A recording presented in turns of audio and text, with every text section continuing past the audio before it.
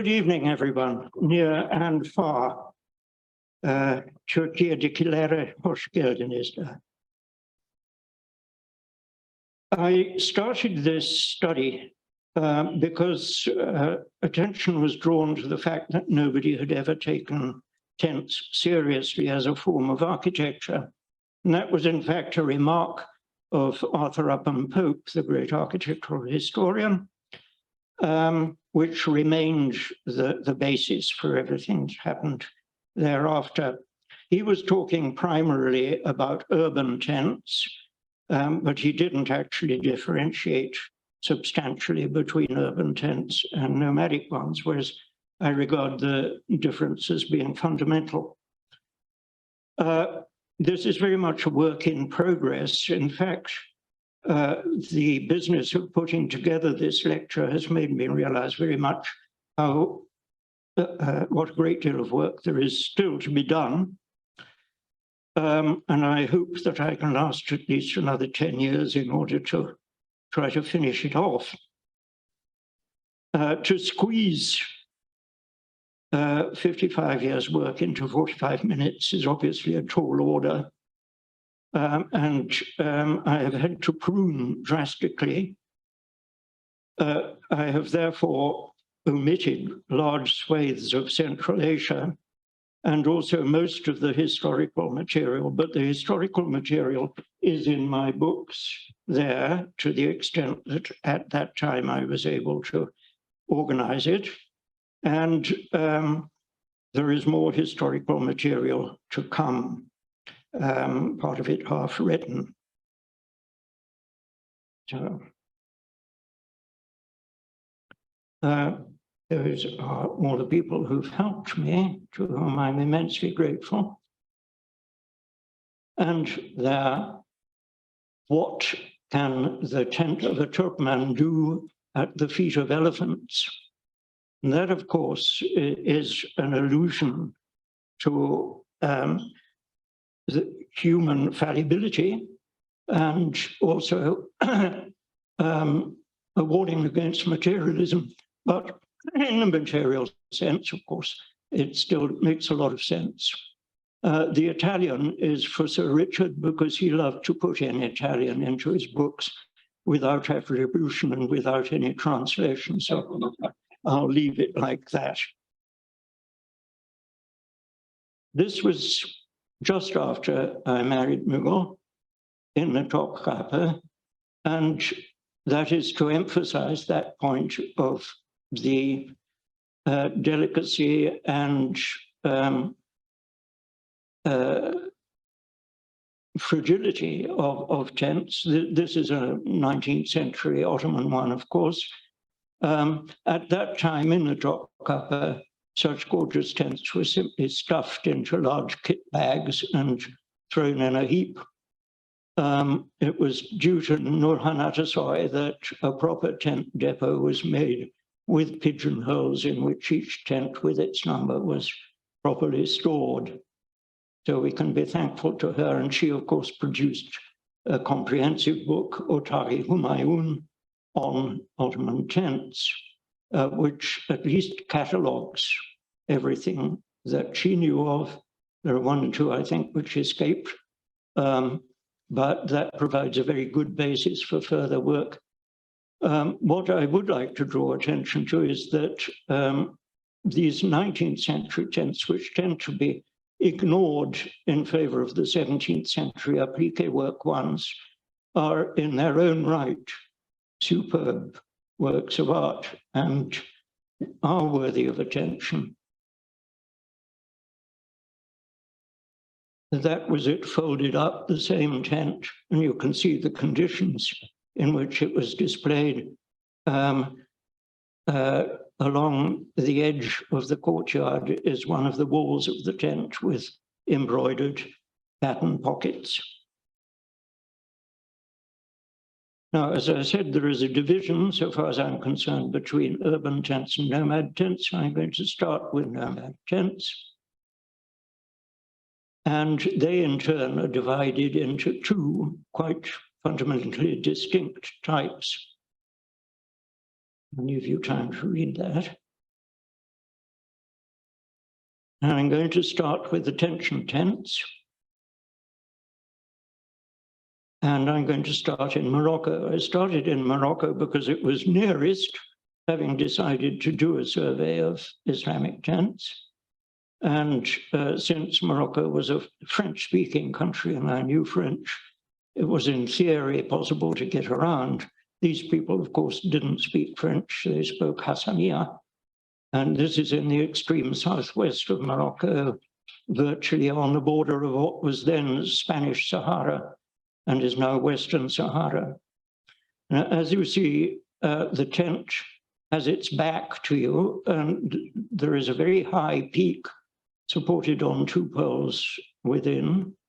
And you can see that it's made up of a number of tent cloths sewn edge to edge, selvage to selvage, which vary in color, the darkest being at the peak. And the reason for that is that the peak is the part which wears out quickest because the strain is greatest on it and is therefore replaced.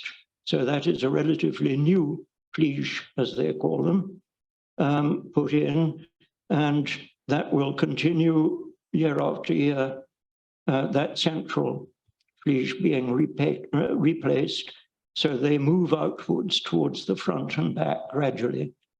In this particular area, the walls are given very little importance. It was rare to see really good walls.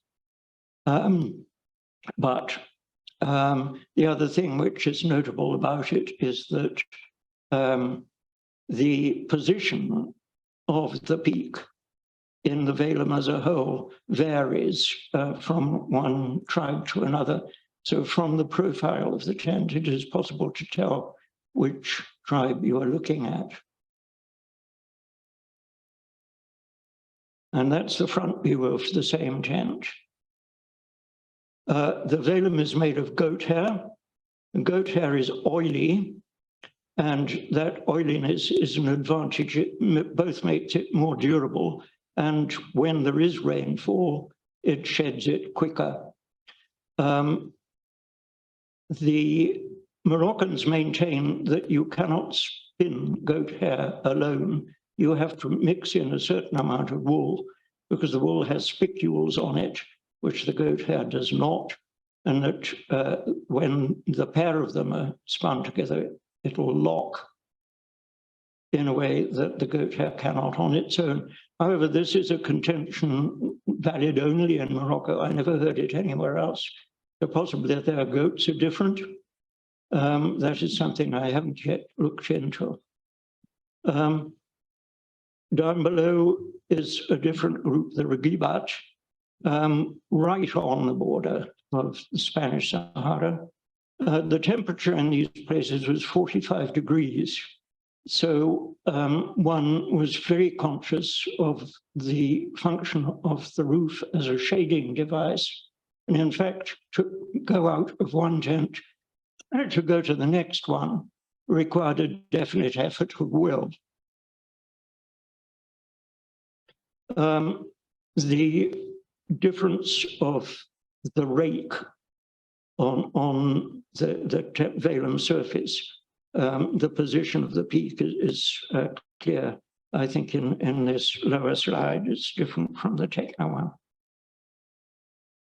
The tent is open in front with props, but not at the sides in this case because the east wind is a very important factor in this part of the desert. And I took the work of Racau and Casquel, which had been published in Besser Archive in 1935, I think, as a model for the kind of information one could gather, and developed it. And these are drawings by Anton Jans, who is in the audience, of that tent which you've just looked at, or that type of tent. And you can see here the two poles under the peak on the right-hand side, which engage in this funny little ridge piece, which is really quite small. It's only 20 centimeters long or so, and perhaps 15 wide. but the poles cross at the top so as to engage more firmly in this angled ridge piece, which again, I think is contingent on the strength of the wind. And you can see also in the left-hand slide on the right-hand bottom corner that they can rig an inner tent of cotton within the main velum if it's cold at night. This is a type of tent, also goat hair, which is prevalent throughout the Middle East, Middle Atlas, and also the Mahzen, the central plain of Morocco, which is quite different in profile, but as you see, made up of cloths in exactly the same way, which go up and over a much elongated, curved ridge piece, giving it a totally different profile. And there you can see that the angle of the velum at the top is very steep indeed, and then it gradually becomes at a shallower angle as it goes out towards the eaves. This is an area of relatively high rainfall, and so the rainproofing qualities of the velum are very important. The oiliness of the goat hair then comes into play. It sheds the rainwater very effectively. And of course, it's most effective at the center where the angle is steepest. It simply runs down. But there's another aspect, which is that the velum is woven in a warp-covered rep in which the wefts are a good deal thicker, almost twice as thick as the warp threads. The strength of the velum is therefore in the warp direction. The rather loosely spun weft has little strength. It just helps the warps alternate up and down. Between them, there are interstices which allow the tent to breathe. And that breathing function is, of course, very important in the tent that you saw earlier in extreme heat. It provides shade without trapping hot air within.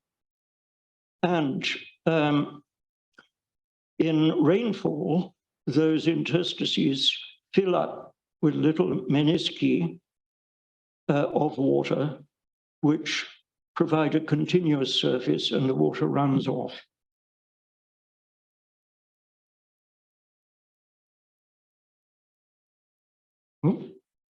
Seems to have jammed.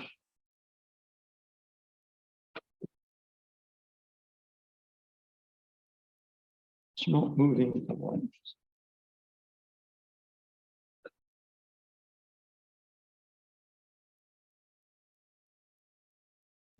Wait a minute. Get it to the head.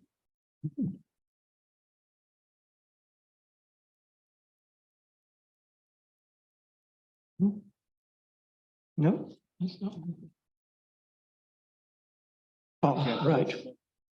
Thank you. And now you can see the contrast of those two types of peak, the Middle Atlas one on the left and the Southwest Moroccan one on the right. And you can also see these interstices very clearly on the left, and imagine how the hot air will simply pass through that in a way which makes a tent much more habitable than a Western canvas tent. One of the objects was to record the variety in size of these tents. So for each group, I would attempt to measure at least 3 or 4, perhaps as many as 6 of varying sizes, and establish what the average size was. These are distinctly on the larger end of the spectrum. And as you can see, they could be very beautifully decorated.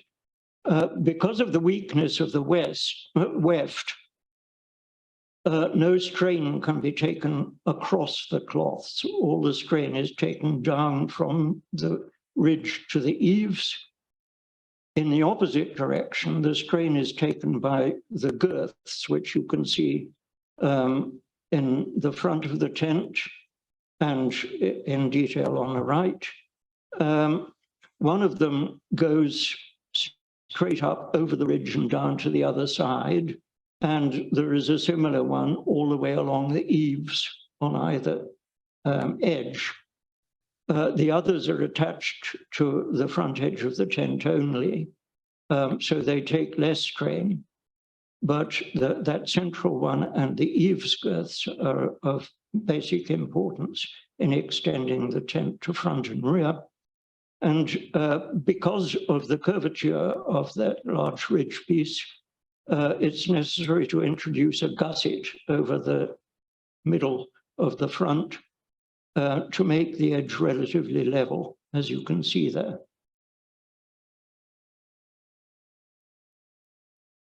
The interior is divided into male and female spaces, and the division is in a baggage pile constructed underneath the ridge. And the reason for that, of course, is that that is the driest part of the tent, and that's where you therefore want to store your bedding and any soft goods you have. Things which are of relatively lesser importance are stored under the eaves, and there are plenty of things like buckets and millstones and so on, and also sickening animals and so on. The nomads are extremely self-sufficient. The making of bread is very typical. They also ground the grain themselves. They used querns, rotary querns, and those were unchanged for thousands of years, of course, and that is extremely hard work. And it's been established from examination of skeletons that Neolithic man suffered from, or rather woman, suffered from arthritis in the elbow for that reason. You can see that the men's half has a pleasant mat. I'm not sure in this case whether it was a straw mat with red wool brocading on it or whether it was actually a carpet. This was a drawing I did myself, which does at least make clear that you've got the central girth here running right through over the ridge and the eaves on the other side. Now, there is also a much narrower lip. The reason for that is that the curtains here are pinned on either with metal skewers or with wooden ones. And these make holes which gradually wear that out. So it's much more economic to have a narrow strip face quite regularly than to pin them to the main cloths. However, having drawn that, I then realized that drawing was something that I could delegate, whereas the description was something that I had to do myself. So I had a series of very faithful draftspeople who worked for me, of whom the principal two are in the audience tonight, Anton Yance and Susan Parker. And that is by Anton, who was with me in 1968 and Mügül when we did our first major survey in Morocco. The purpose of a douar as a camp circle is obvious, that provides a degree of security with the animals in the center where security is in question. Otherwise, you have your sheepfold uphill, because if sheep stray, they stray downhill, and if they'll stray into your tent, you can drive them back again. And that is the maximum size that you're likely to see or were likely to see in those days. This was a reception for a governor at Genifra. And you can see the seams between the cloths, which allows you to count them quite readily. And because of the size of the tent, there are in this case not 2 but 3 main poles. The erection of these large tents was problematic. There was a very big one, also at Genifra, in fact, which is a center of Zion territory, called Amharok. It even had a name, but it was considered so difficult to put up that they weren't ready to dare to do that. I saw it in a bundle in a shed. The decoration is largely, in these Middle Ages tents, confined to the curtains, either the front and the rear curtain, as on the left, or in the side curtains on the right, which go right down to the ground with a perhaps 20 centimeter gap below them. The weaving technique is basically brocading, weft float brocading. And with very considerable skill, as you see, and a love of rather jazzy detail. This shows how the tent cloth is woven. On the left, again, in southwest Morocco, Aitusa, way out in the desert, with the woman working inside the tent, which you can well imagine when it's so hot. The looms used are always these ground looms, which require a minimum of apparatus. You need pegs driven into the ground to hold the starting beam and the finishing beam around which the warp threads pass. And you need something to hold up the heddle, which you can see here.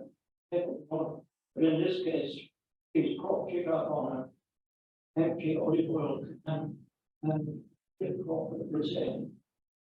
Now, whereas this lady, Guy Mohammed, which he has a purpose-made flight. It'll stick down.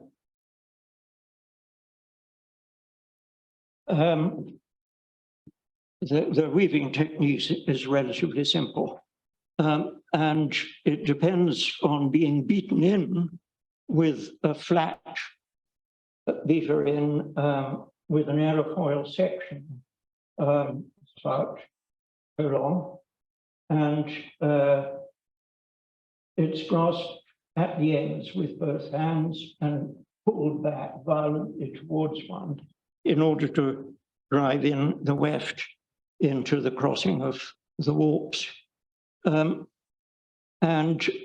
Therefore, the width of what can be woven is limited by that grasping of the 2 ends. That's why it's at maximum 70 centimeters, sometimes as little as 40. And I believe that the expression was straight on in Arabic, which is, when translated, between the hands, possibly derives from this.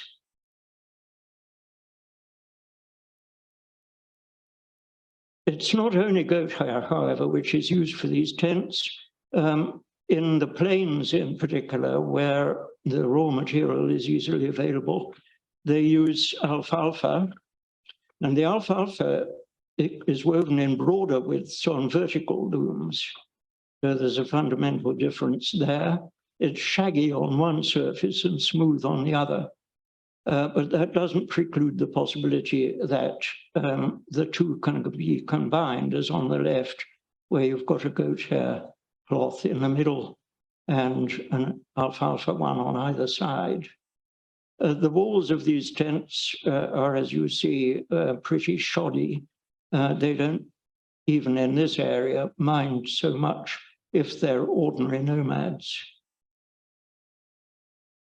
It's only the really prestigious tents which have the beautifully woven side cloths.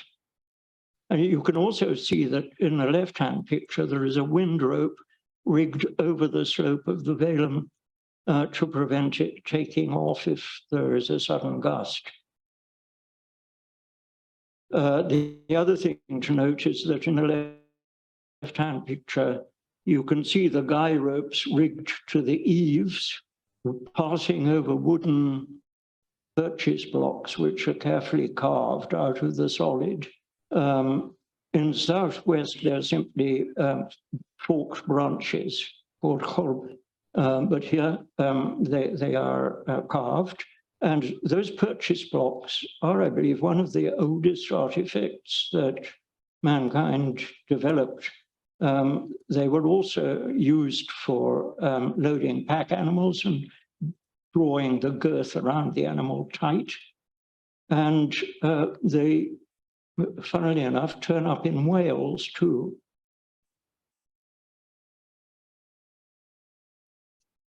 The division of labor is very decisive, and it is women, to a large extent, who are in charge of the function of the tent, both its manufacture and its erection. Here with a double-handed mallet and a rather formidable lady.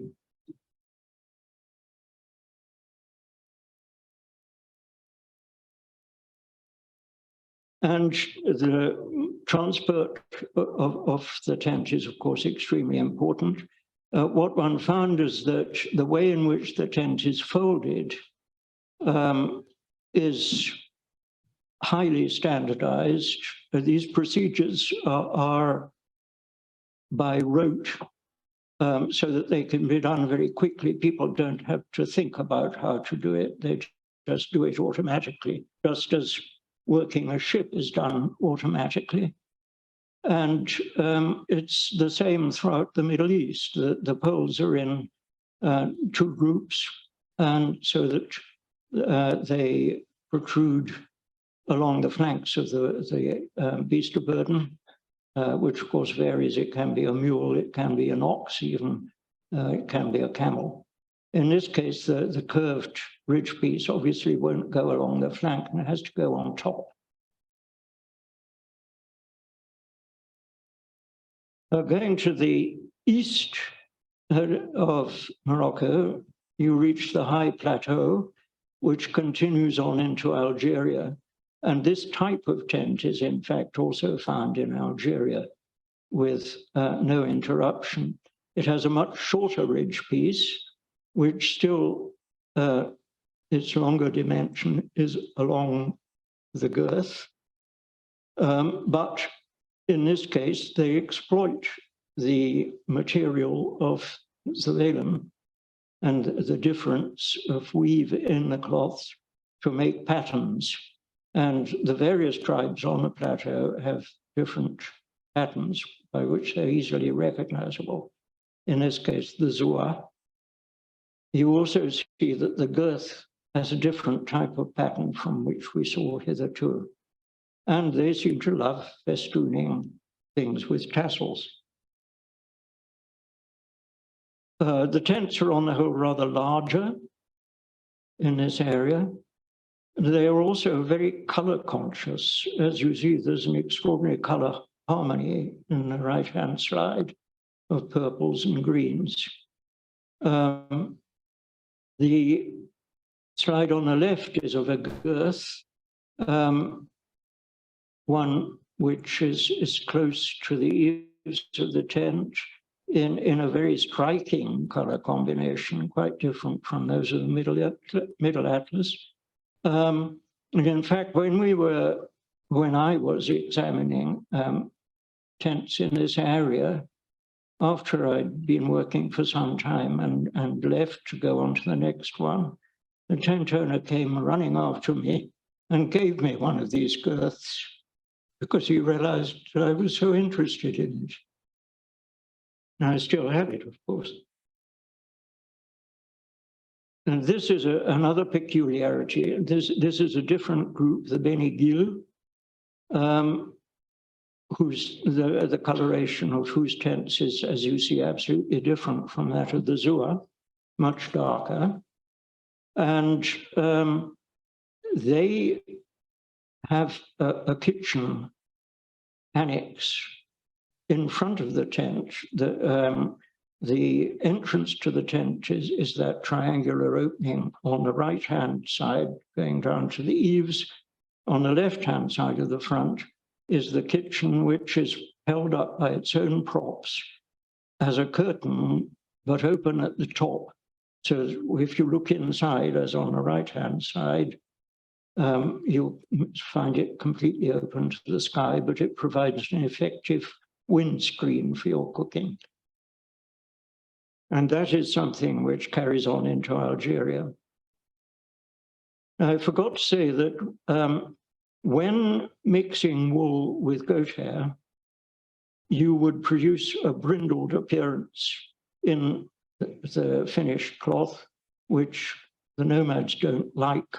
They therefore dye it with pomegranate shells or walnut rind, not the shells of the walnut, but the green rind around it, both of which make it a substantial black with a tinge of brown in it. And that, no doubt, is what is happening here.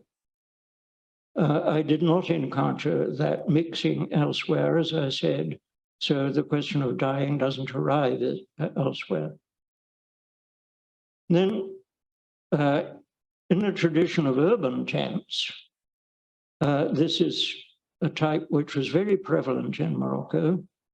The outside invariably had this pattern of what I believe are motifs derived from flasks or ewers, as used throughout the Middle East for ablutions and serving water. Whereas inside you've got the niche in panels, which of course is the kind of motif that recurs in Ottoman and Mughal tentage. And as an eaves trim inside, there is a valance which has counterset trefoils, but of a rather debased and oversimplified kind. Now, when I was employed at Cologne, where I worked effectively for 25 years, Ulla Johansson, the director of the Institute of Ethnography, had initially employed me to do work on the distribution of ethnic groups in Turkey, which took me about 7 years. And then when this was work for the Tübingen Atlas des Vorderen Orients, the Tübingen Atlas of the Middle East, which was a vast project, which ultimately produced something like 250 maps on all kinds of things, from the distribution of scorpions in Anatolia to paleontology, to ethnic groups, weather, and geology.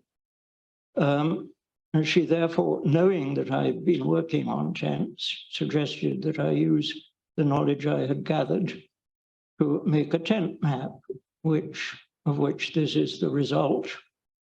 And I had something like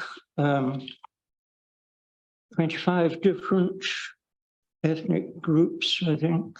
They're all listed on the left-hand side anyway. Two fundamentally different types. The framed tents with felt covering are in blue, and the velum tents, the tension tents, in red, from which you can see that the tension tents are much the commoner type, at least in this part of the world. In Afghanistan, it's more mixed. The Tübingen area was circumscribed. It was from Egypt to Afghanistan and from Turkey to Yemen. So it doesn't venture into Libya or Pakistan.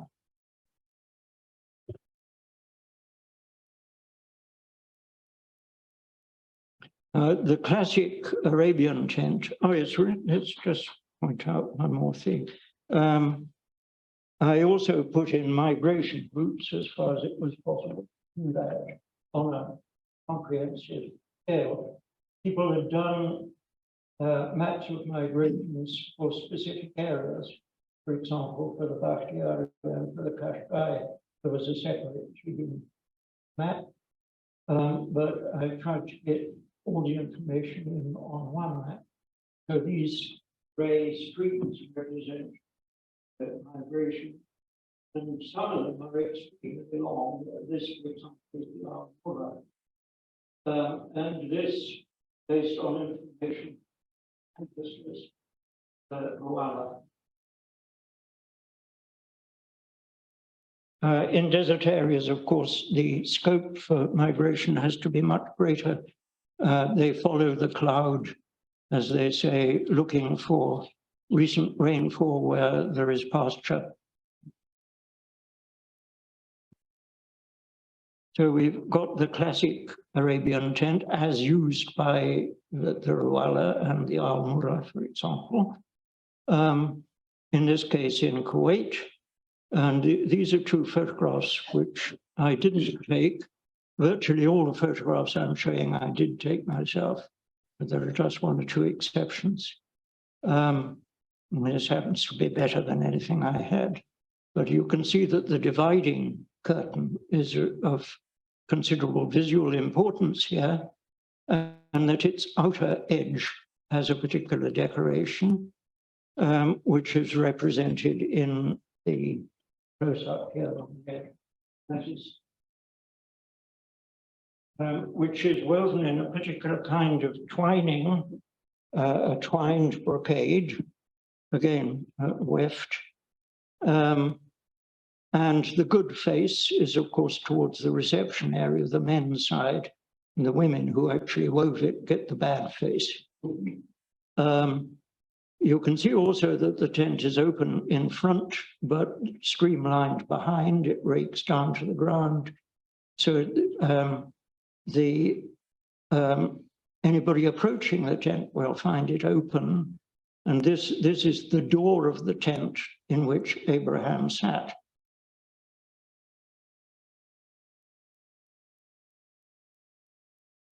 And there is another fundamental difference, that whereas in everything we've seen so far, the cloths run from the eaves up and over the ridge down to the eaves on the other side, here they run parallel to the front and back, and the ridge follows the line of the seams between the cloths.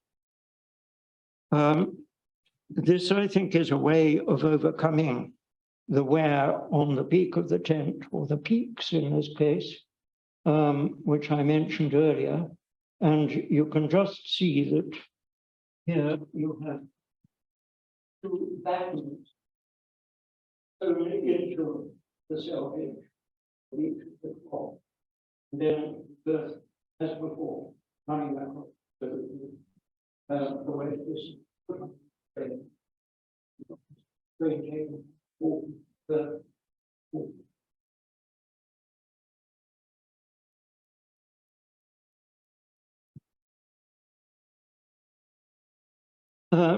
In case anybody thinks that this was purely theoretical knowledge on our part, we did actually put it into practice, because I was asked to make a model.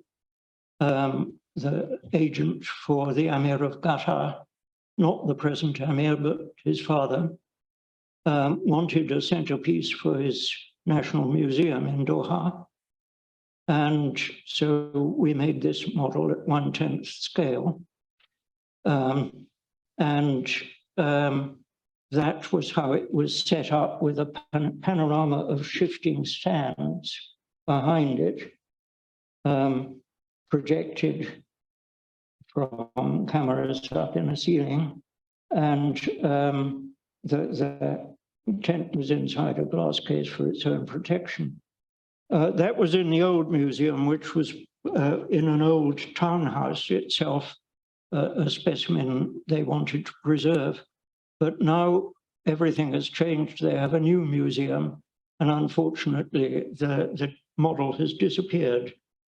Klaus Ferdinand, who worked a lot on the nomads of Gata, tried to find it and was totally unable to do so. And this is our model of the outer end of that dividing curtain, kta, and that is Mügül weaving it. I designed the loom and the heddle rockers, which you can see. Yeah, and gave her the sequence operation to reduce it. And she succeeded in a very masterful way, although she'd never woven anything before. Size, again, that's about as big as they come on the right. And again, these are two photographs which are not my own. Size goes to some extent together with prestige, but the prestige is a matter of hospitality above all.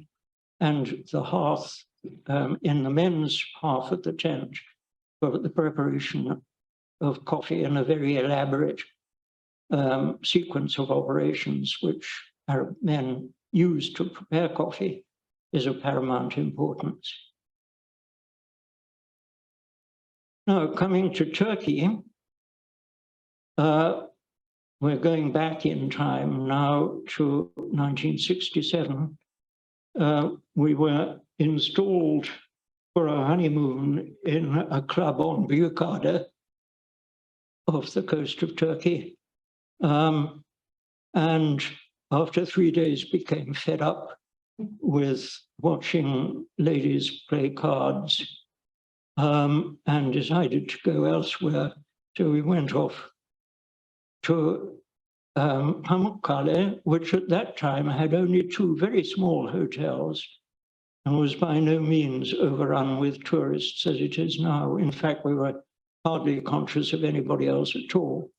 And off we walked into the hills, and this is what we found. The Turkish nomads move up and down valleys in the Taurus Mountains, up in the summer to the grasslands which have been made fertile by the newly melted snow, and then down in the summer to the warmer pasture near the coast, which may be sparse, but at least is not inimical to man.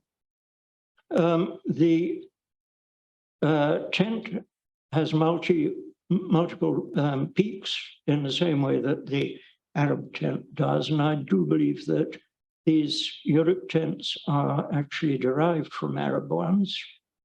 The Turks must have arrived as Turkmen in their felt tents, and then found that the felt tents were largely incompatible with the weather in Anatolia, and switched to something which was more waterproof. There are a distinguishing characteristic of the Yörük tent is that it has a dwarf wall all the way around, except for the entrance, which provides a degree of privacy and also wind shelter. And that is woven from rushes, but it's woven by specialists in a totally different part of Turkey and sold as a means of livelihood.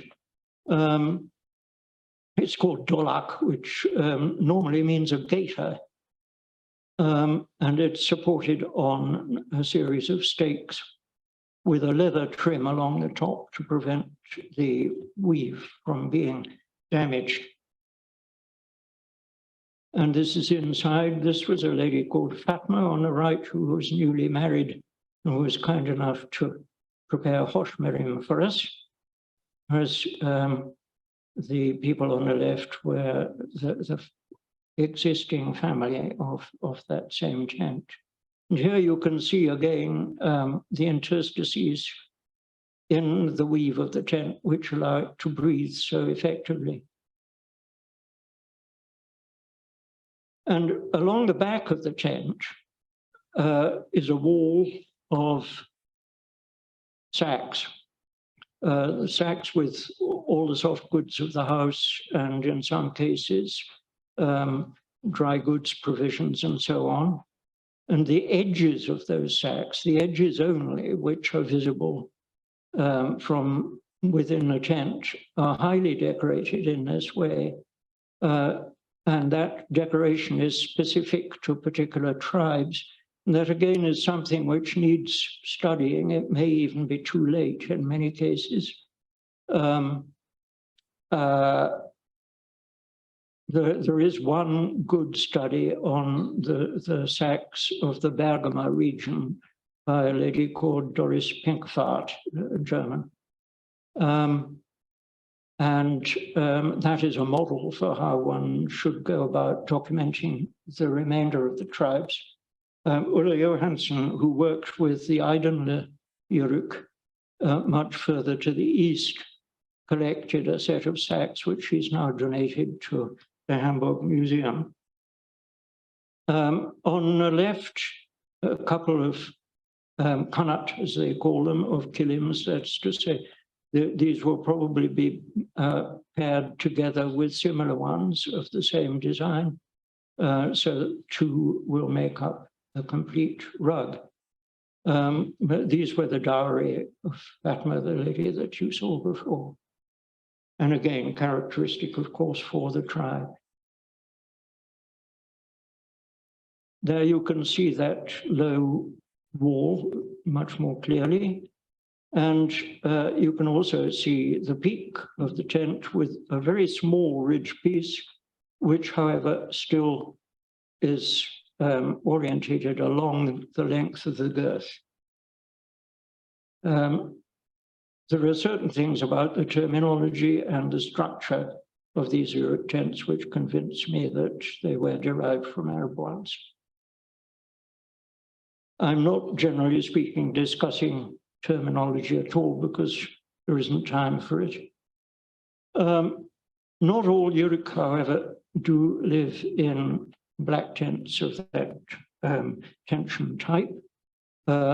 This group, the Karakechili, who are in Western Anatolia, in, generally speaking, the Kütahya region, live in these, they simply call them ev, in most cases, house. And they are actually quite sophisticated armature structures of bent withes, crisscrossing. And what characterizes these particular ones, and you also find armature tents in Afghanistan and in southern Iran, for example, or in amongst the Talish, northwest Iran, is that they have an annex at right angles to the main space, which seems originally to have been to house a dairy. Obviously, the production of milk and milk products is of primary concern in the summer pastures, and therefore the protection of the dairy, its cleanliness, and keeping the flies off the surface of the milk and the yogurt is important. And there you can see this L-shaped arrangement. The tent is roughly 2 meters wide and 4 meters long. And you can see that each crossing of these withes is tied. They leave the armature in the summer pastures, but take the felt with them when they migrate. And they complained that when they came back, they very often found that somebody had made off with the framework. And that was the drawing that Mügül did, of which she was really rather proud because there are so many changes in curvature that it was extremely difficult.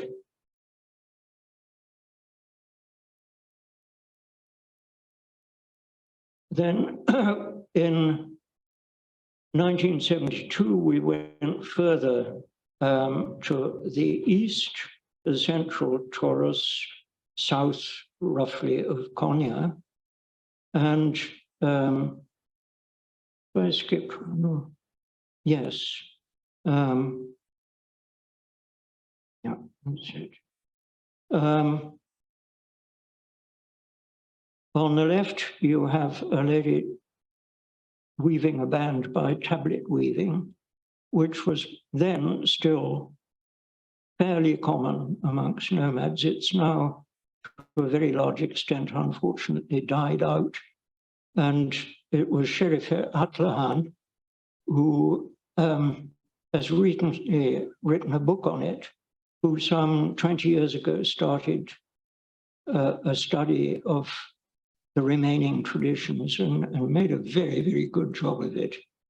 And I think the book is in both Turkish and English. On the right is what I saw one morning waking up inside one of these tents. At crack of dawn, the sunlight streaming in through the opening at the end, under the ridge of the tent, with the smoke from the hearth curling within the sun's rays. And what could be nicer than that? With the smell of freshly baked bread in the background. This rather androgynous individual on the right was wandering around in a bakshish tent, camp, rather on her own. And she represents an aspect of her work which was outside the field of tents. Mügül was very, very frequently asked about such subjects as birth control. And this particular person complained that they were continually trying to marry her off, and she didn't want to get married. So Mügül had a heart-to-heart talk with the leader of the nomad camp and convinced him that some people were left better unmarried. On the left, you see a fine example of a weave which was fairly common in that area. It's a weft float brocading again, a jajim, but it's in a motif called air kasha, which means a saddle bow. And I believe it's derived from the mahrim,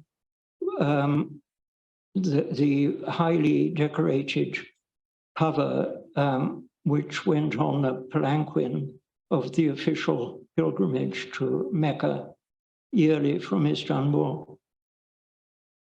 It's very similar in its general chevron effect. Now, Kurds. Kurds have a very specific characteristic, that is the poles, again in this question of the where at the peak of the tent, do not rest against the velum, they go through it. And the actual means by which they then support the tent varies a bit from one group of Kurds to another.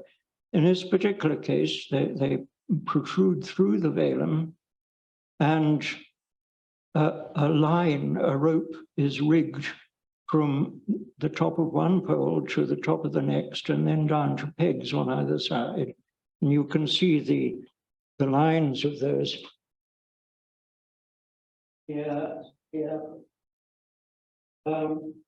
With these big prominent large stakes area.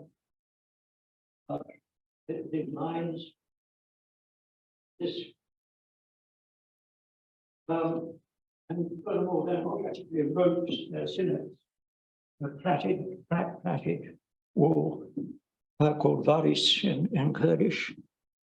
And so the velum rests on those ropes, not directly on the poles themselves. And there you can see very distinctly how the poles protrude, no question about it. But they protrude through the seams between the cloths in specially made apertures. And the cloths are, of course, finished at the end to prevent their fraying away, as you can see on the left. And there, the varis will go out to these tall stakes, which seem to be peculiar to Anatolia. So the Artush Bashkale, very fine curtain and what might be called a pelmet with tassels on it. A thing which should be emphasized perhaps is that people who don't know them tend to regard nomads as being at the bottom end of the social scale.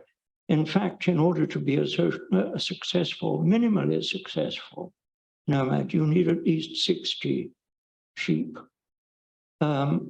So that in many cases, they're actually much better off than peasants.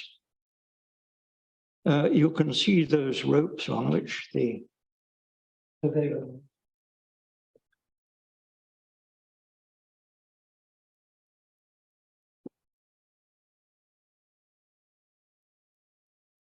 this is right at the other side of Iran. This is in the area around Bujnord, north of Mashhad. And this is a group, the Malyanu, who were forced to migrate by Shah Abbas in the 17th century, either to defend the frontier against marauding Turkmen or simply because they were a nuisance in Azerbaijan. What you can see again that the tops of the poles protrude, but in this particular case, there are no lines, no ropes on which the velum rests. Instead, at the selvages of the cloths, they work in circular grommets, reinforcements, which fit around shoulders on the top of the pole. So we can take it that the protrusion of the poles is fundamental to a Kurdish type of tent, but the detail varies. And the use of the white cloth and the lip at the front of the tent is because the white cloth covers the dairy area. And when a well-used black tent is set up, it tends to drop little fragments of hair, which is the last thing you want if you have the dairy pans underneath. So they introduce a cloth of cotton at the front of the tent in order to protect the milk products. In this case on the left, you can see that the woman is actually weaving in the front of the tent. Now, these really extraordinary tents look as superficially as though they must be Kurdish, because again, the poles are protruding through the velum. They were much taller, and there were many more poles, and they were in 3 rows, a central one and one on each side.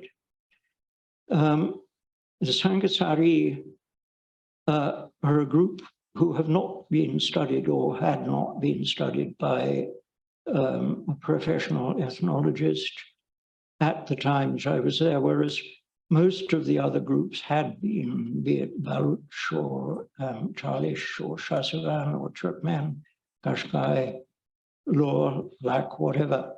They had all had resident anthropologists beavering away, but not the Sangasari. And I got wind of them through the then ambassador in Iran, British ambassador, Sir Richard Wright, who sent a message for Robert Hillenbrand that he had seen something interesting. But that was the size of it. I didn't know more than that. So I went up onto Damavand, north of Tehran, and just walked until I found them. And on the way, I found another group of the Hadavand Lurs, whom I hadn't heard about, so they went into the study area as well. But then they were able to direct me to where the sangsari were.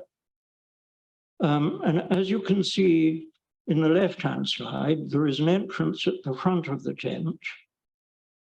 Here on the right-hand side, you're seeing the back of the tent.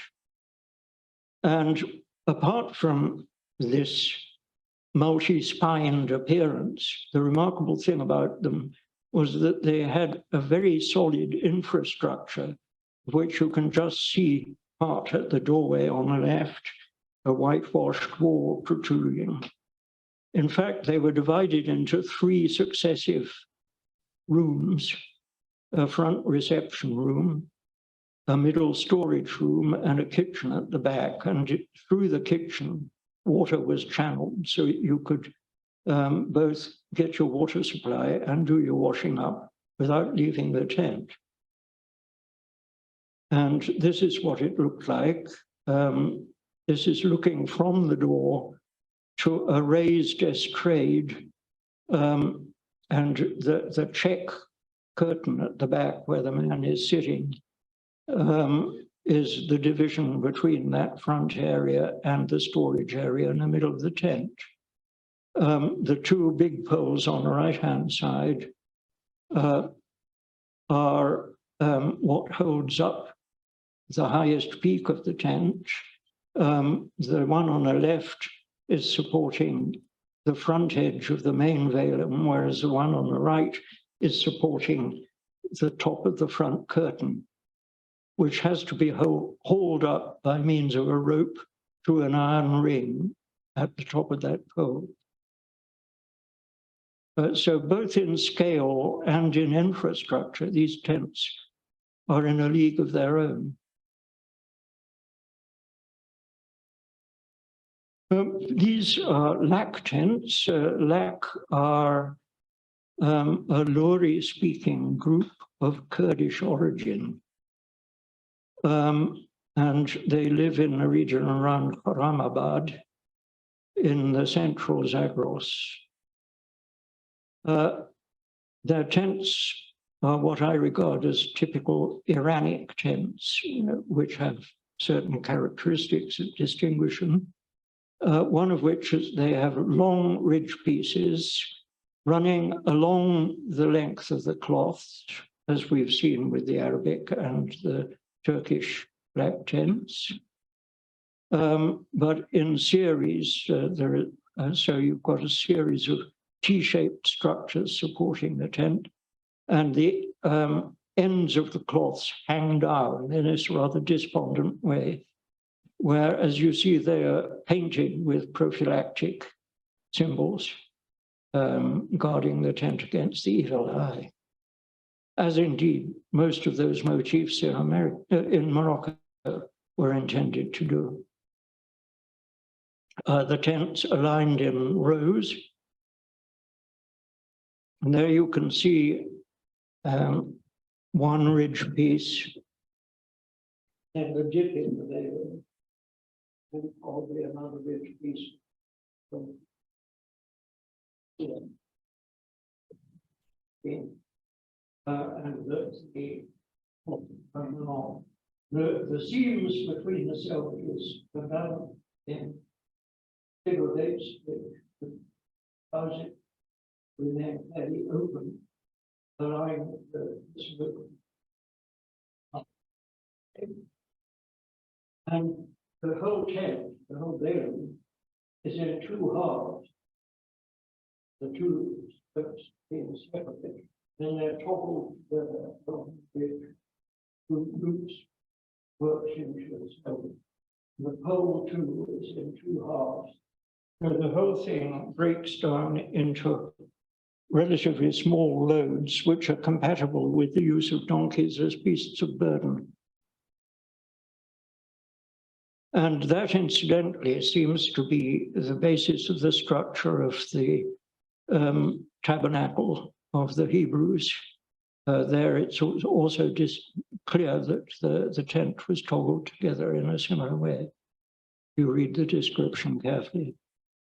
On the left, there are no girths in these tents.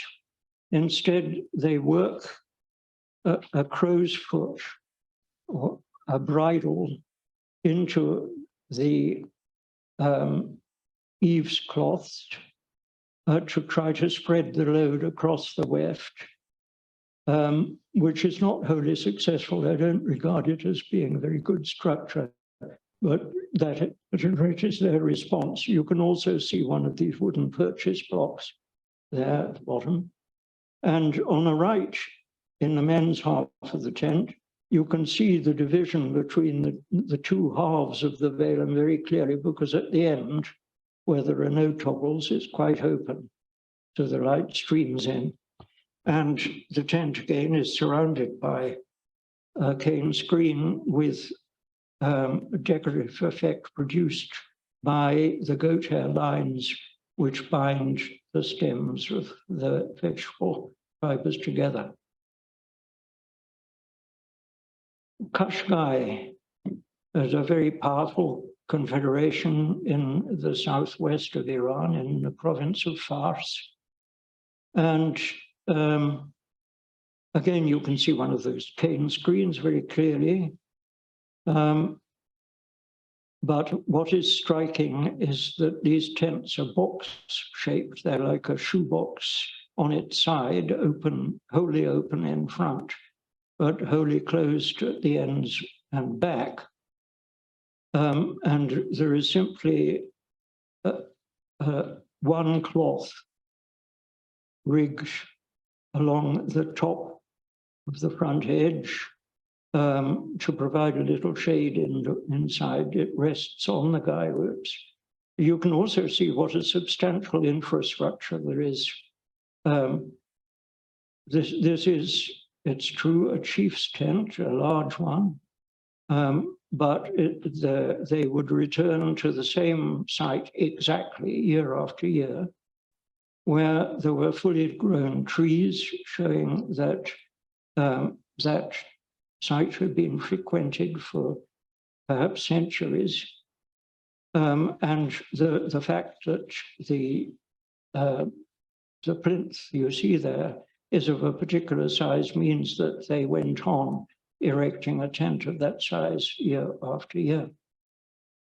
On the left, you can see that the space within is continuous. It's not divided into men's and women's quarters physically, though there are distinct men's and women's ends. And there are storage packs called mafrash at the back, which are now a collector's item in the antique carpets market, usually with leather bindings along the edges. And they are covered by this specially made kilim, which conceals them completely, and you can just see the stones underneath on which the baggage rests to keep it dry.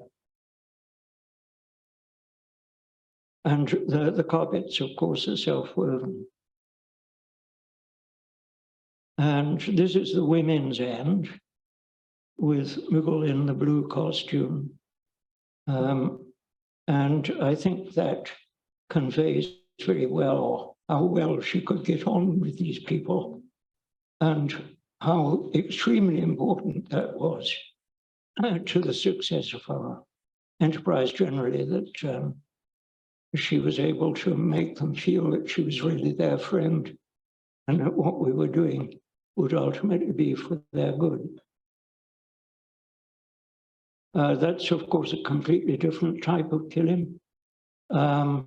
In fact, yes, it is a kilim. And on top are the pillows, balish. In order to get out the bedding, you would simply lift up, you take down the pillows, lift up the kilim and lift down the topmost mafrash in the storage pack in the heap, and unpack the bed inside it. And even small tents could be very neat, well kept, obviously tent-proud owners. Again, Mügül couldn't resist that one. On the left, Shish Baluki, a group of Khan's daughters, one of whom has left off weaving the dowry saddlebag for the moment.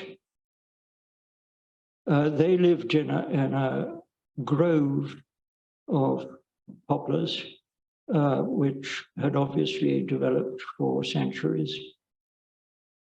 So again, people returning to the same site again and again. Now that particular type of tent, like a shoebox, is the summer form. All those slides which you've seen of the Kashgar so far were in the summer pastures. There is, however, a winter form of Kashgar tent, which is a ridged form, as you see here. And the entrance is then at the end. They still have the pane screen, but otherwise the tent is very much of the type that we saw amongst the Arabs and the Yuruk. And in some of the summer tents, as on the left-hand side here, you can see loops worked into the tent cloths along the center line of the flat roof. And those loops are there in order to hold the ridge piece in place in the winter. Generally speaking, they told me, if they have the means, they have a separate, more densely woven winter roof, but this one clearly doubled for both summer and winter. And again, the ridge pieces are relatively long, and perhaps 2 or 3 in the length of the tent. And the Kashgar starting out on their migration down to the winter quarters, the end of September probably. And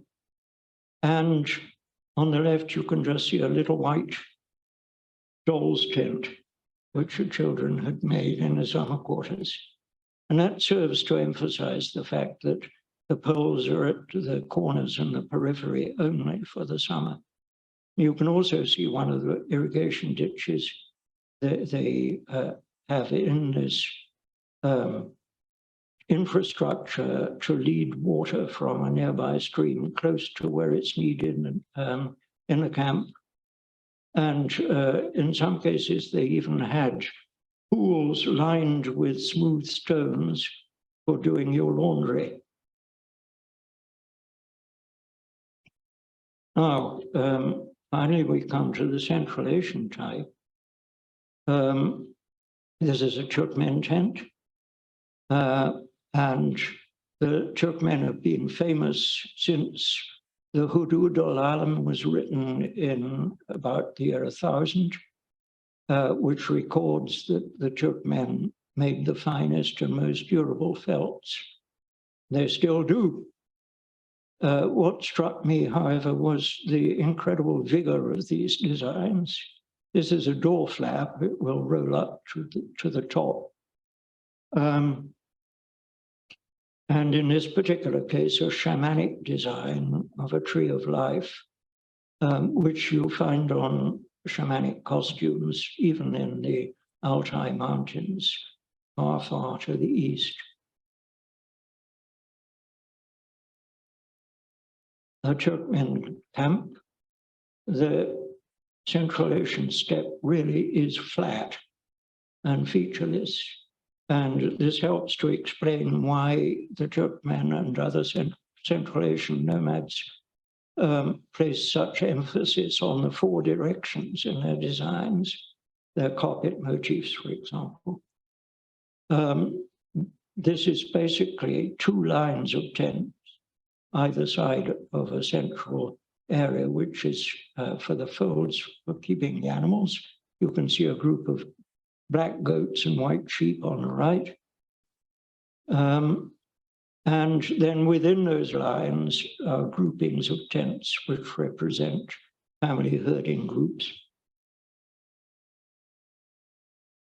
There a white tent in all its pristine splendor. To make, and the ideal tent for any Central Asian nomad is white, but white entails the use of selected wool. Wool comes in a variety of colors, of course, as do sheep do, and that makes it more expensive. And it also means you may have to wait for several seasons before you have enough white wool to make a suit of felts like this.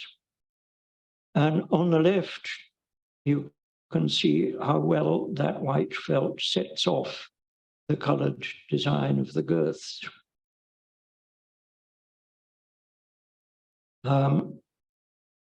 The girths are the sine qua non of the framed tent of this type.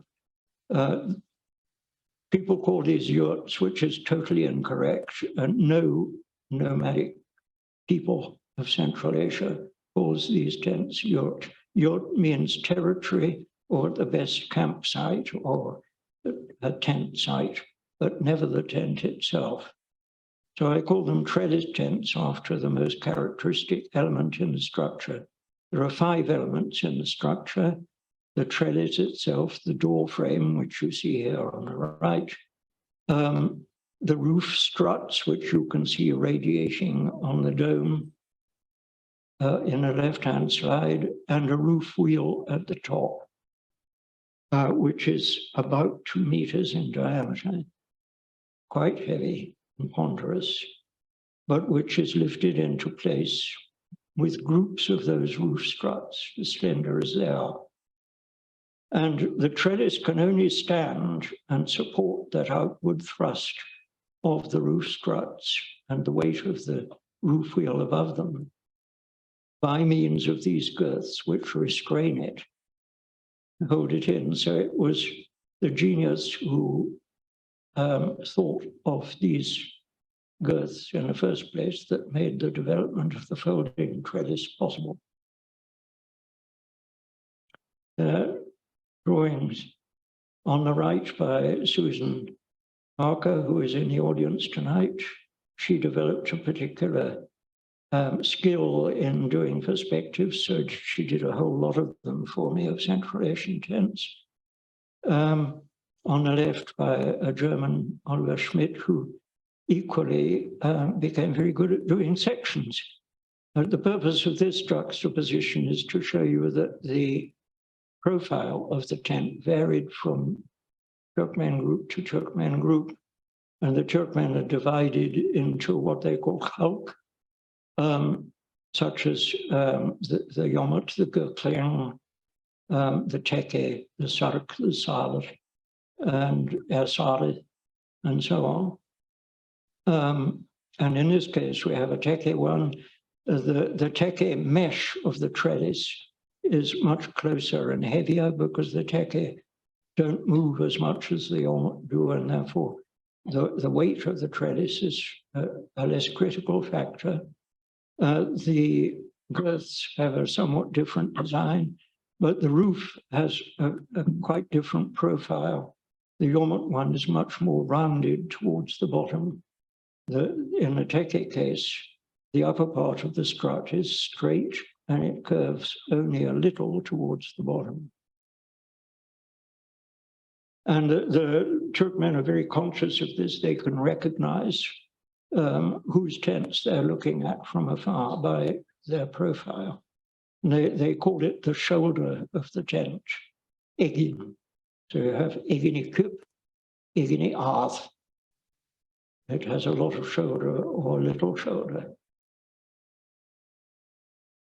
And this is how you achieve it. Concentrate for the moment on the left-hand side, which shows the ustar, the craftsman who is responsible for making tent frames, bending what will become a felly for the roof wheel, a half of the roof wheel. He bends it a half of a half at a time, and then places it to set, as you can see. This on the set of stakes, which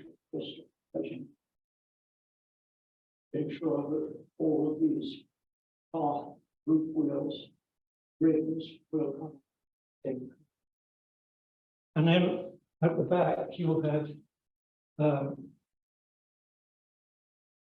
roof struts set in a similar way. The bending is done by steaming in a chimney, which is heated by animal dung. It's not tremendously hot, but they keep it in there for longer enough. I could hold my hand over the top of the chimney for about 20 seconds before it got burnt. And having been taken off out of the chimney, they bend it by means of a bench with two pegs protruding upwards and a slot and a lever, which they use to hold it in place between those two pegs. And this apparatus, simple as it is used throughout Central Asia, regardless of whether you're talking about Kazakh or Kyrgyz or Uzbek or Karakalpak or whatever. They all do it in exactly the same way, even in extreme Western Anatolia, where we found the last of the tent makers still alive, but no longer working. And he showed us his lever and described the procedure in just the same way. Now, you may have noticed in that picture of the camp a little while back that there were two types of tent, one of them much squatter and lower than the other. And that type is known as a göttikme, which means literally resting on its arse.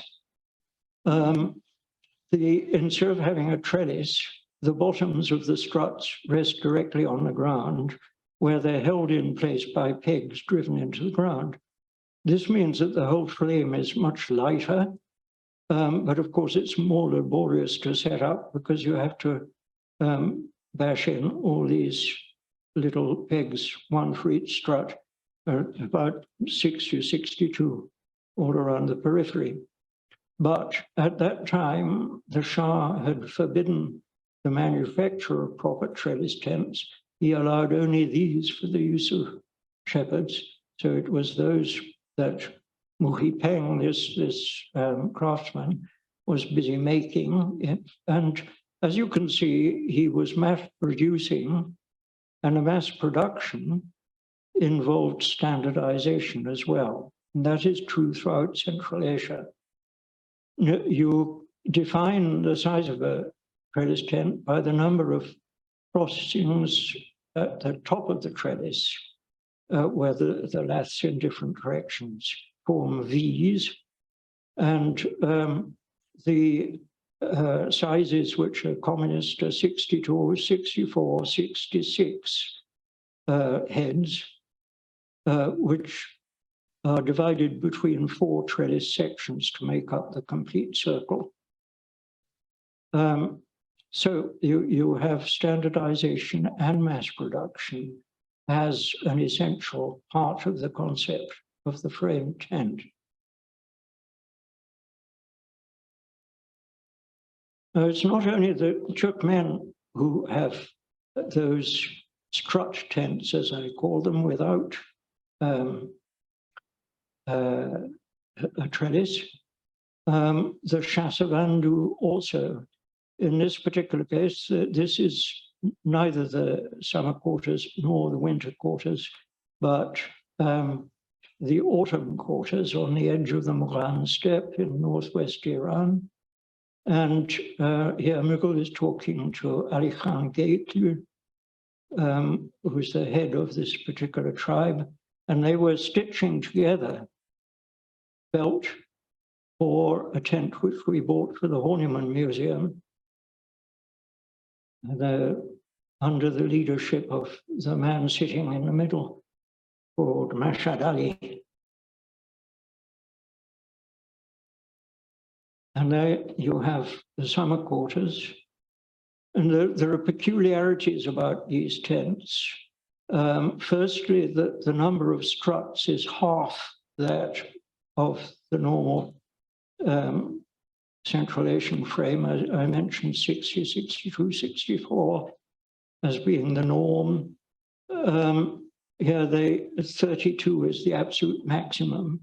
Most of them are 24, 26, or 28 struts, and they're much thicker to sustain the load of the felts. They're made of beech, very carefully planed and worked at a workshop in Ardabil.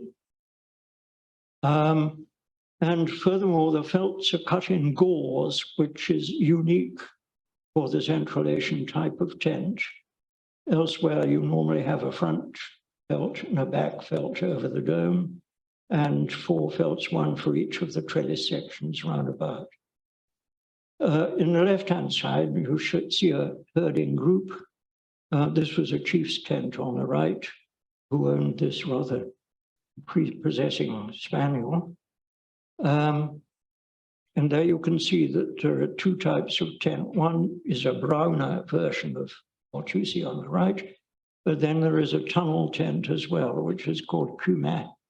And the küme were used by the poorer tribesmen until their flocks prospered enough for them to aspire to an alachuk, which is this. And if you remember the quotation from Nizami at the beginning and the illustration that went with it, he referred to the Turkmen tent as alachuk, which is clearly the same as alachuk in Azeri today.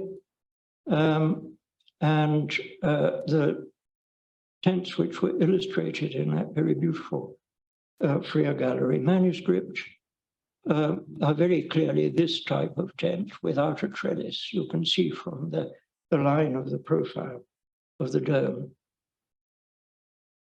And there is a drawing by Susan again of the framework. And the other characteristic, which is really peculiar, is that at the very center of the tent, below the roof, is a gigantic stake which is bashed into the ground and has a little cross into its head. And the roof wheel, which is really rather small, is housed down by a tank. So the whole thing is empty. The feet of these struts not cut at all, also they dig into them. And then this girth is wrapped from each strut to the next. It's called masterbrick. And the tendency, as you house this roof wheel down, the roof struts to go outwards, but they can't. They're restrained by this girth, which is plus the paper giant and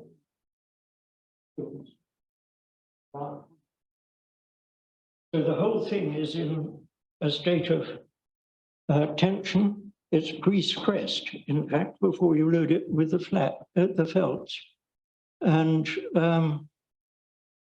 I believe that this is a part of the Central Asian tradition, which has been interfered with deliberately in order to rationalize it and make the structure lighter. When, at the time, the Shasavan were founded, the Shasavan means those who love the Shah. They've been constrained to change their name to Ilsavan now.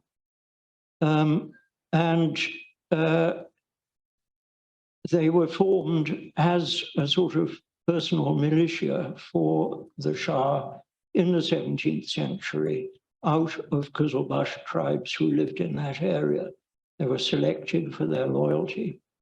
So that militia appears to have been given the order to use tents of this particular type.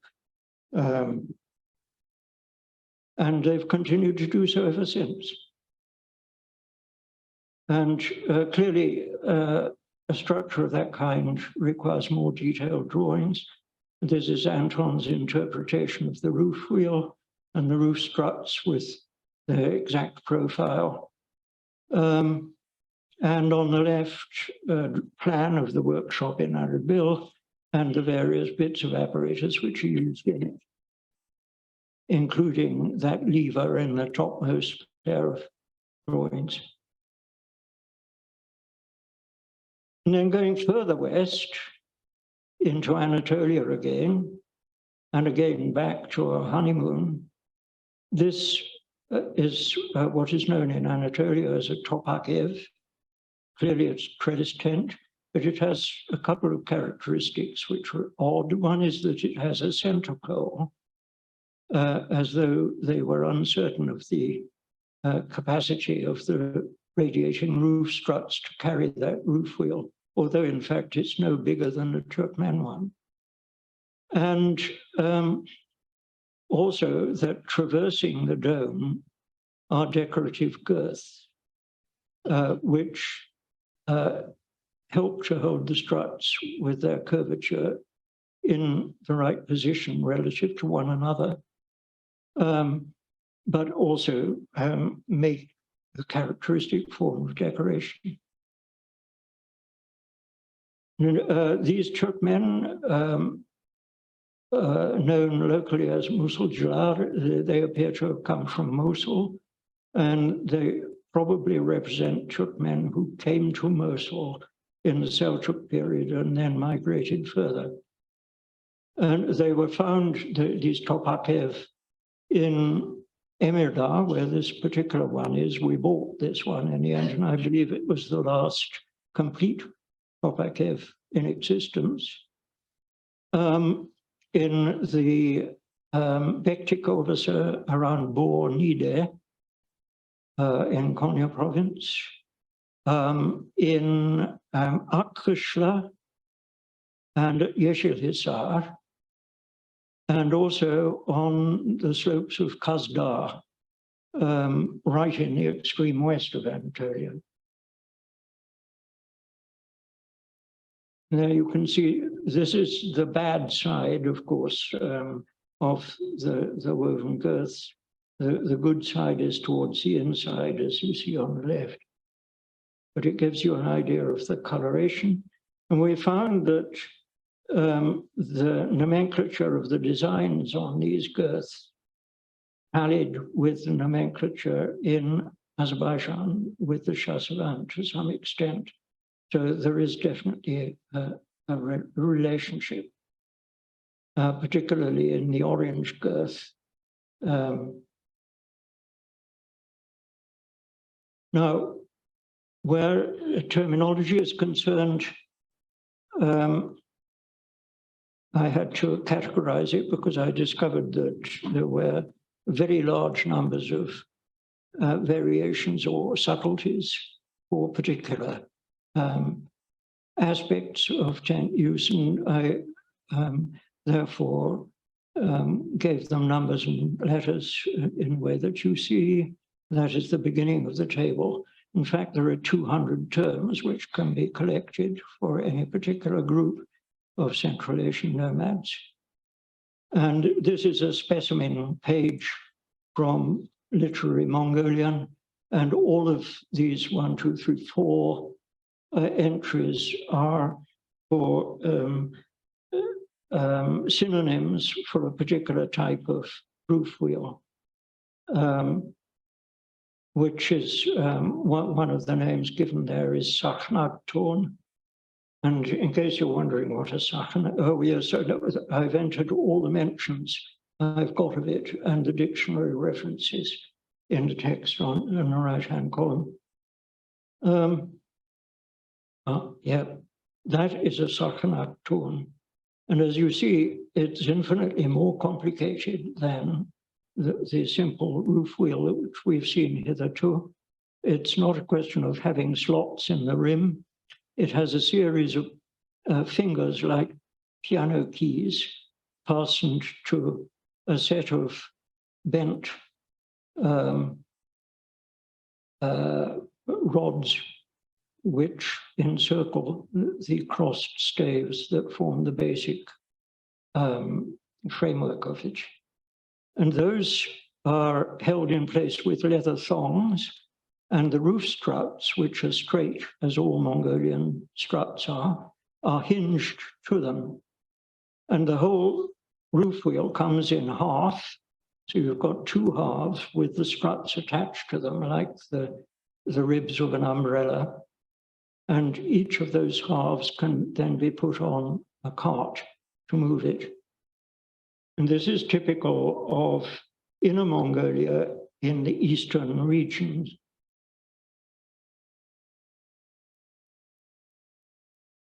In this case, a Khorchin.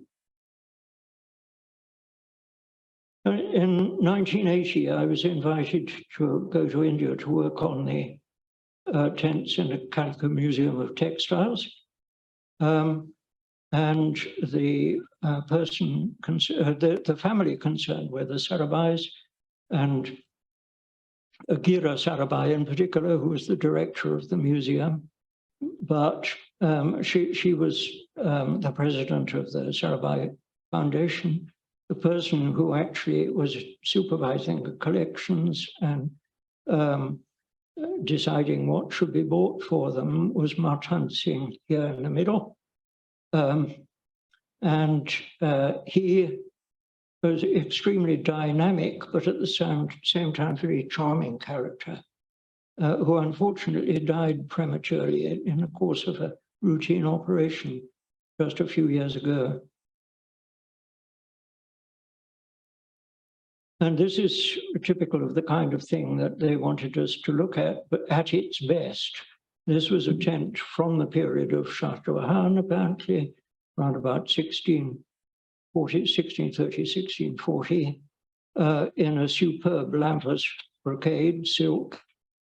But it was very difficult for us to take off this design because, firstly, most of the textiles in the museum were housed in plastic sheathing to keep the insects off. And secondly, this, in order to prevent any strain on the fabric, was supported, as you can see here, on a 10-centimeter mesh of netting. So we had to work like Michelangelo over our heads on top of a scaffolding, tracing off these designs. But as you see, Mügül produced a really beautiful drawing as a result on the left, and these drawings have been published. Then this is another one on the left from the same period, a superbly elegant plant, as elegant, I think, as any of the relief carvings on the Taj Mahal. And then on the right, we have needlework, not brocade, on a background of herringbone stitch worked with gold-wrapped thread, so that we have these 2 shades of pink and 2 shades of green in embroidery on a gold-stitched background. And then we were also directed by Marchand Singh not only to his own collection at Ahmedabad, but to Jodhpur and Jaipur. And this is the finest tent they have at Jodhpur, known as the Lal Dira, the red dwelling, gold embroidered on silk velvet, which has a veranda around it.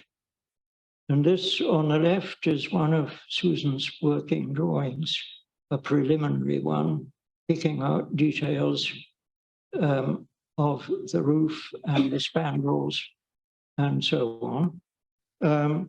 That was ultimately worked up into a finished drawing, which was published and in part published. One of the drawings was published in a book which is on display here.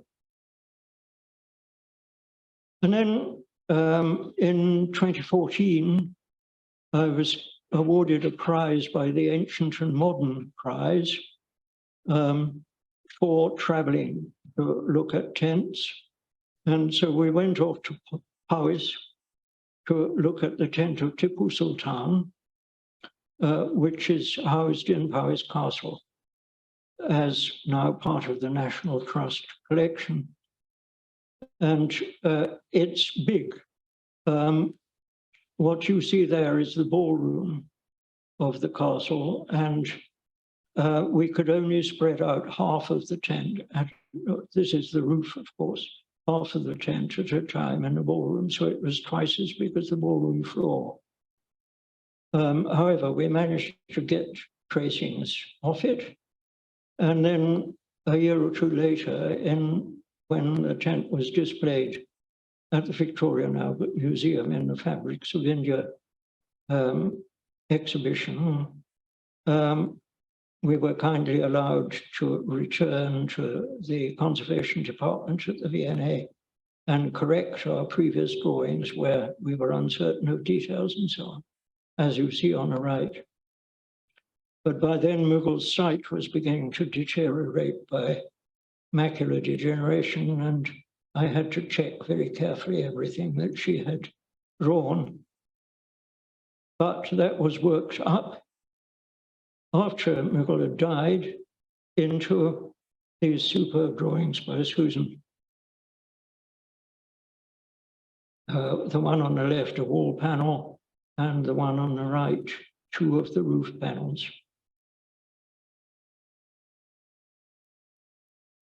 And the idea is that all of these should go into a second volume, similar to the volume we produced for the Calico Museum.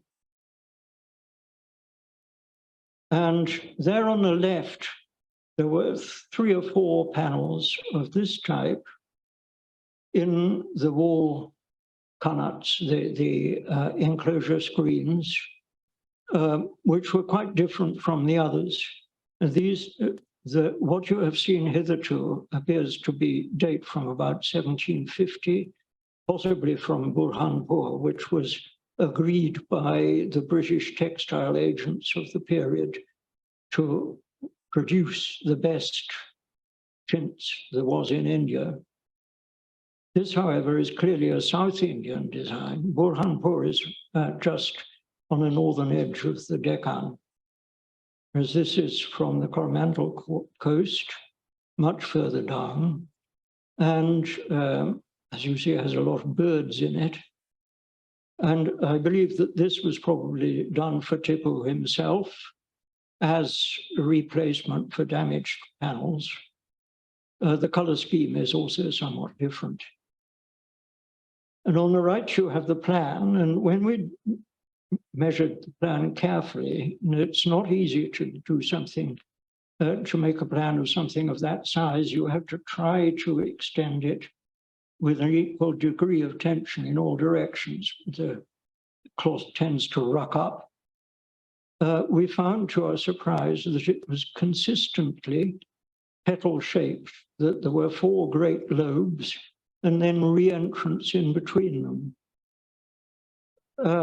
And I cannot understand why they did that, because it would inevitably result in a wavy edge of the tent when pitched, which was not compatible with the straight edge of the top of the wall. It was intended to have a wall because all the way around the eaves of the roof, there are the lanyards for fixing a wall. And yet, what form it took is not at all clear.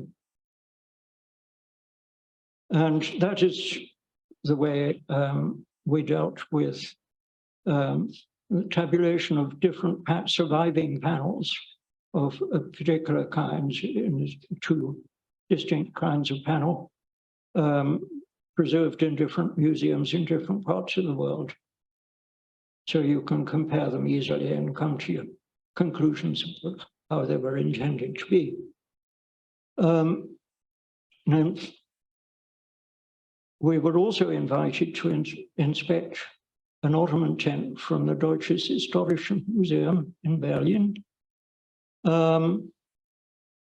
at Helmstedt, which is just on the frontier between East and West Germany when it was divided, where there was a Paramentenwerkstatt, a vestments workshop.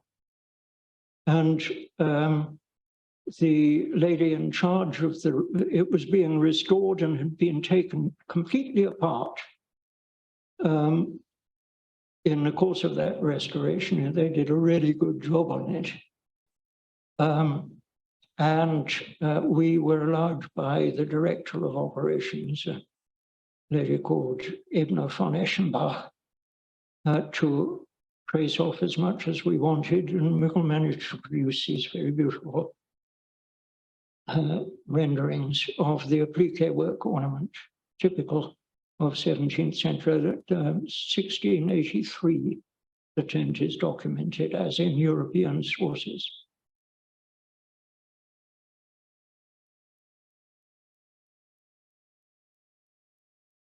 Now, I'm giving you very shortly one historical example. Just 25 years ago, a very regrettable article was published in the journal of this society, claiming that there was no such thing as a cart tent, and that the translation of the Mongolian Virtergen, which literally means a dwelling cart, was quite erroneous if translated as cart tent. In other words, that the whole idea was nonsense. Now, the authors, there were two authors of this article, clearly were unaware that at the shrine of Genghis Khan in the Ordos, that is the great bend of the Huanghe River in the south of Mongolia, there were tents which were transported on carts.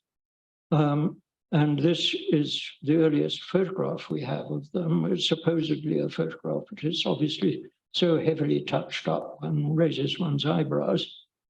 And 1885, nevertheless. And later on, in 1935, Owen Latimer took a whole series of photographs which have not been widely publicized, but which are kept in the Latimer Institute in Rhode Island, which make it absolutely clear that these are cart tents, that they are covered with felt, but that they have a peculiar square plan and therefore a groined dome, which rises into a finial over a small roof wheel, as you see. Now, there were 8 of these tents. In Mongolian, they're known as the Naiman Chagangir, the 8 white tents. And they are brought from discrete platforms where they're kept for most of the year to one central site for particular festivals at particular times of the year on carts. The rest of the time they sit on terraces, specially made stone terraces, surrounded by wooden palisades. Now, unfortunately, these were destroyed by the Red Guard after having survived. We know that the Shrine of Ejenkhor has been there since the 17th century at latest, but almost certainly since the death of Genghis Khan himself. So that it was highly regrettable that the Red Guard took it upon themselves to obliterate this. But fortunately, those tents were under the guardianship of a group of Mongols called the Darkhad. And those Darkhad survived. They were responsible for ensuring that the tents were rebuilt periodically in exactly the same way everything was laid down. Even the fines, if you digressed from the design, were laid down. And even the forest from which the timber must be taken was laid down in a set of regulations.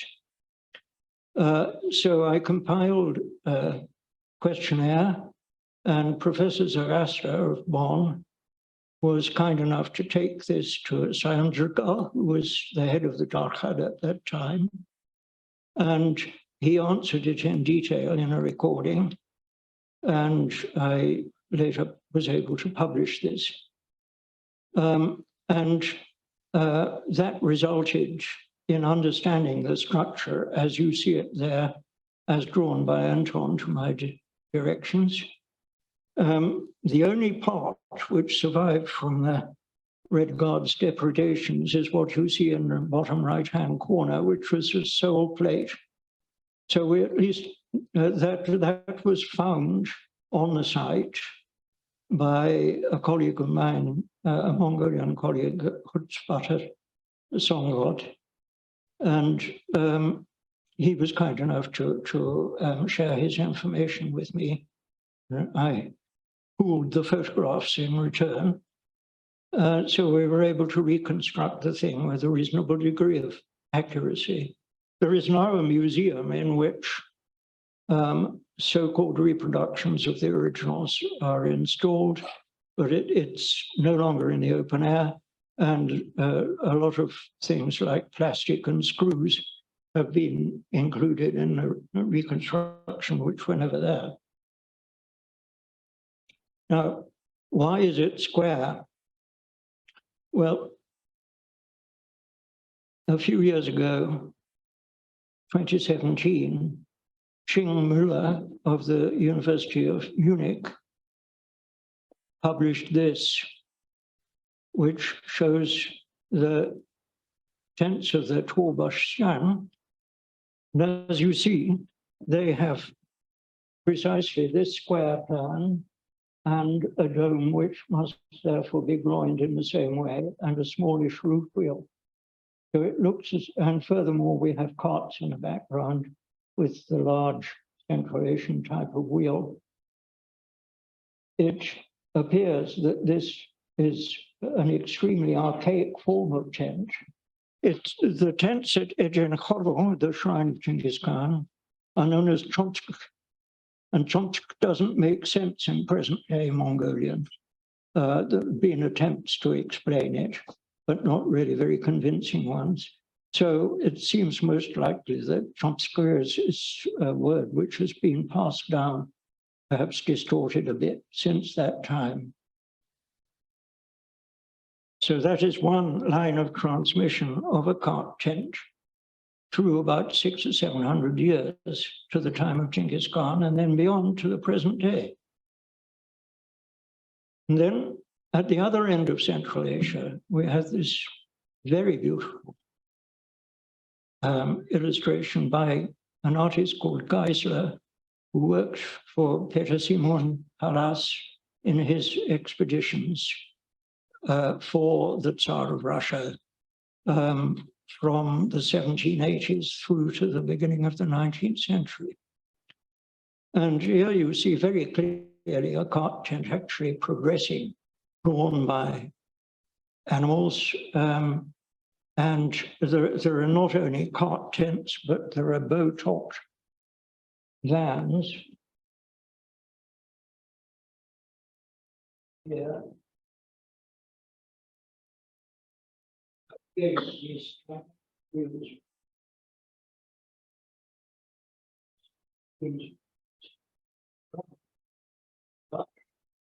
Tents then taken down.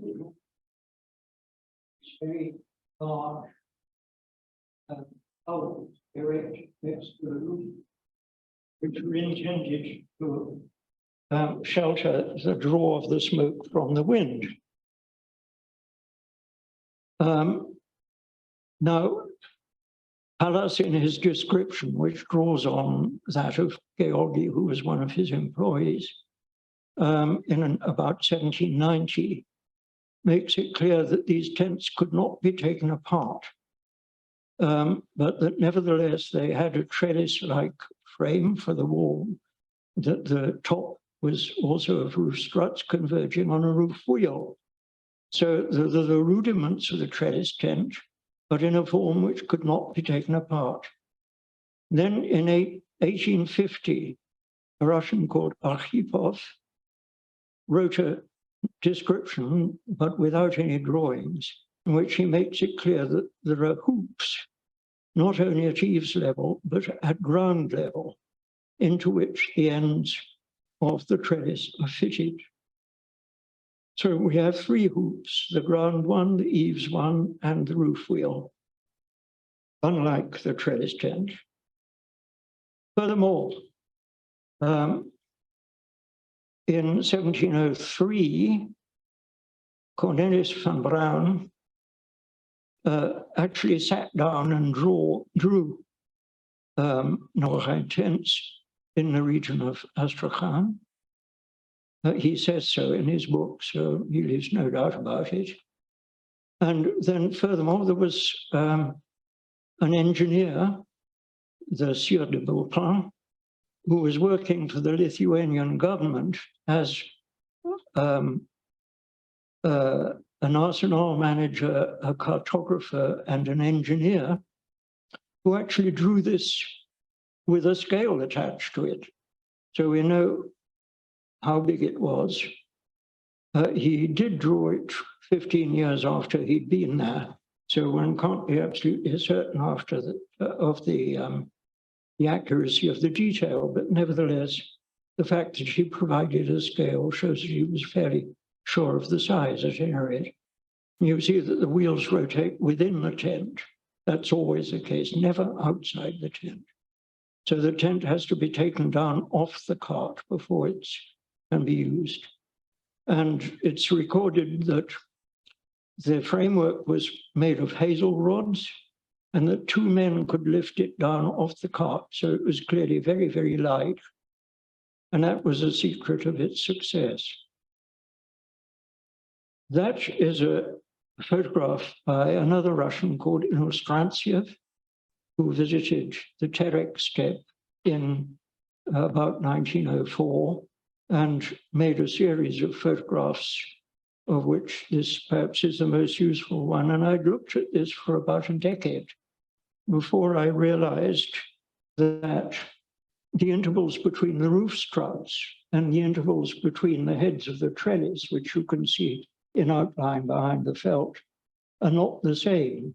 The intervals between the roof struts are much more frequent than those of the trellis heads. And that is explained by the presence of this hoop at the eaves level, that the bottoms of the roof struts are inserted into the hoop at eaves level, and the tops of the trellis crossings are inserted into that from the underside, whereas their bottoms are inserted into the hoop at ground level. And so this is a drawing done by Anton from those findings, which makes that clear. And there we have that Inostrantsev photograph of a wedding tent of the Nogai, with that huge cowl erected really as a panoply over its symbolic function clearly outweighs any practical function it has. And Mügül's preliminary drawing of a specimen which is preserved in the museum, the State Museum of Ethnography at St. Petersburg, which she managed to trace off under really quite a degree of obstruction. And finally, the Xiongnu, round about the beginning of our era, left behind them a little box on which these drawings survive. And as you can see, they show dome tents on wheels. The wheels are a bit rather smaller than we've been looking at. and what is in the middle, clearly a trellis structure, although a very crude one. So it appears that these are the forebears of that tradition amongst the Nogai, which we've been looking at. We know that the Nogai, although this tradition survived amongst the Nogai, it was once much more widespread. The Kazakh used them too, and there is an account by Ibn Rusbihan of the conquest of the Kazakh by the Kipchak Uzbek at that time, the Shaibanid, in which they captured huge numbers of these. And although we know that Rusbihan didn't like exaggeration, his account of these captured Kazakh tents is full of praise for the wondrous beauty of the ornament on them and how well furnished they were and so on. So this was a tradition which staggered on, was almost obliterated with the annihilation of the Kazakh in 1500, but then continued with the Nogai, and then dwindled to one or two places in the Terek steppe and the South Ukrainian steppe. And that's it. So we have two traditions, not one, of cart tents, which utterly belie that article in the journal. Thank you very much for your patience.